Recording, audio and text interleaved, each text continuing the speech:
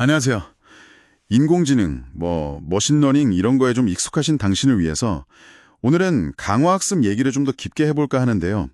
아마 기본적인 건 아실 수도 있지만 이게 실제로 어떻게 돌아가는 건지 그 진짜 의미는 뭔지 한번 파헤쳐보죠. 네, 좋습니다. 저희가 살펴볼 자료들이 이 강화학습의 기본 원리부터 해서 주요 기술들, 또 실제 활용 사례, 그리고 미래 전망까지 다루고 있거든요. 이걸 통해서 이게 그냥 강화학습 이게 아니라 왜 중요하고 또 어떤 가능성이 있는지, 어쩌면 한계는 뭔지 좀 명확하게 같이 이야기 나눠보면 좋겠습니다. 네, 아주 좋은 목표인 것 같습니다. 자, 그럼 바로 들어가 볼까요? 이 강화학습 기본 아이디어는 보상을 통해 배운다인데 생각보다 이게 간단하지만은 않죠. 네, 맞습니다. 이게 역사가 꽤 됐어요. 1950년대 그 마르코프 결정 과정, MDP라고 하죠. 거기서 이론적인 뿌리를 찾을 수 있는데요. 핵심은 그거예요. 에이전트라는 애가 환경이랑 계속 부딪히면서 뭐랄까 시행착오를 겪는 거죠. 그러면서 배우는 겁니다. 시행착오요? 네, 중요한 건 그 당장의 보상, 이것만 보는 게 아니고요. 장기적으로 봤을 때 보상을 쭉 쌓아서 그걸 최대로 만드는 가장 좋은 어떤 행동 방식, 정책이라고 부르는 걸 찾는 게 목표거든요. 그러니까 단순히 눈앞의 이익이 아니라 길게 보고 최적의 수를 찾는 거군요. 정확합니다. 그리고 여기서 이제 마르코프 속성이라는 가정이 하나 깔려 있는데 이게 좀 재미있어요.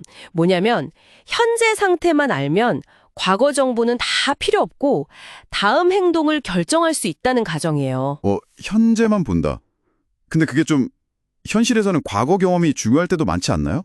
네, 맞아요. 아주 날카로운 지적이십니다. 그래서 그게 강력한 가정이면서도 동시에 한계가 될 수 있는 거죠.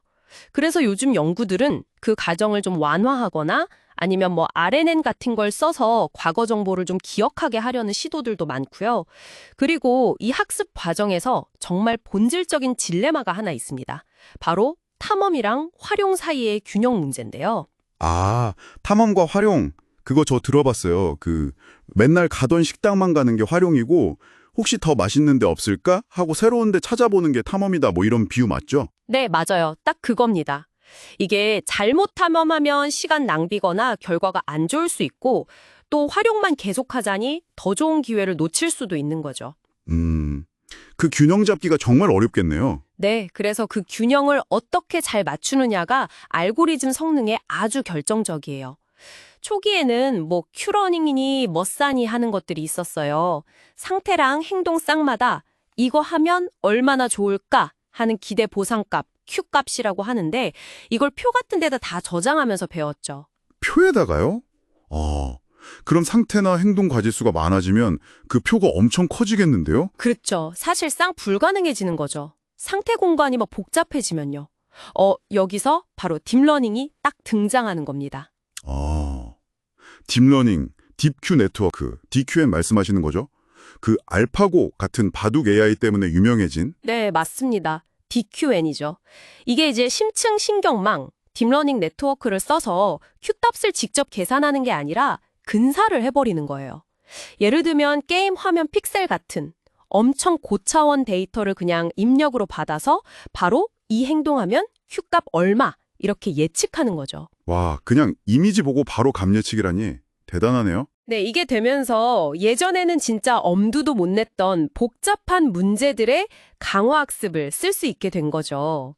근데 또 로봇팔 제어처럼 행동이 딱딱 끊어지는 게 아니라 연속적일 때는요, Q값 방식보다는 정책 자체를 신경망으로 만들어서 바로 최적화하는 정책 경사, policy gradient 이런 방법들이 좀 더 효과적입니다.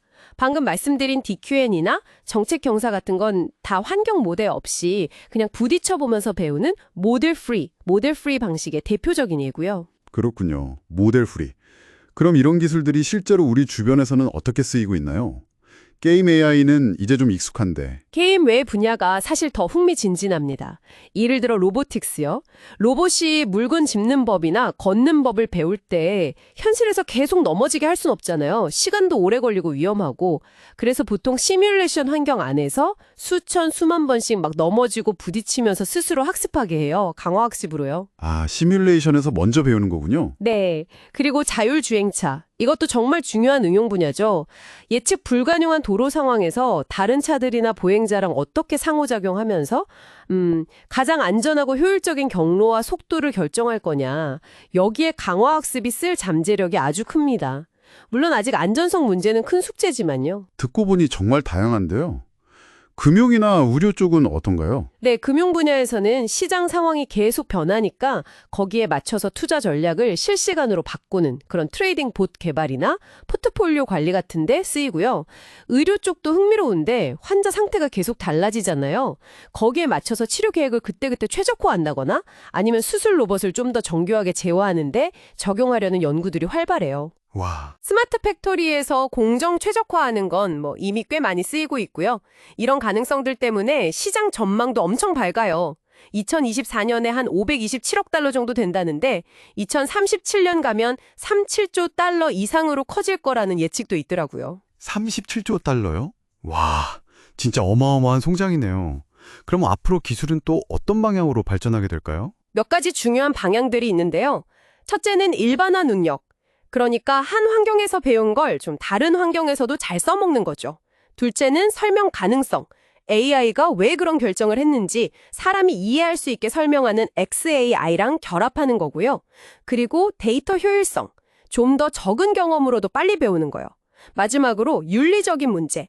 특히 복잡한 상황에서 어떻게 윤리적인 판단을 내릴 수 있게 할 것인가.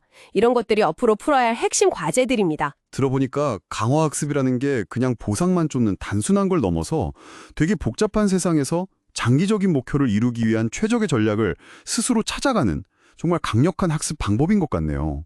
이건 진짜 게임 체인저가 될 수도 있겠어요. 네, 그렇습니다. 그래서 마지막으로 당신께 이런 질문을 한번 던져보고 싶어요. 아까 얘기했던 그 탐험과 활용의 균형 문제 있잖아요. 이게 특히 자율주행이나 의료처럼 안전이 정말 중요한 분야에서는 훨씬 더 어려운 문제가 되거든요. 어떻게 하면 새로운 전략을 시도하는 탐험의 위험은 최소화하면서도 동시에 성능을 계속 개설해 나가는 활용을 잘 해낼 수 있을까요? 이 아슬아슬한 균형점을 찾아내는 것, 이게 앞으로 강화학습 기술이 꼭 넘어야 할 산이고 또 어쩌면 가장 큰 혁신의 기회가 될 거라고 생각합니다.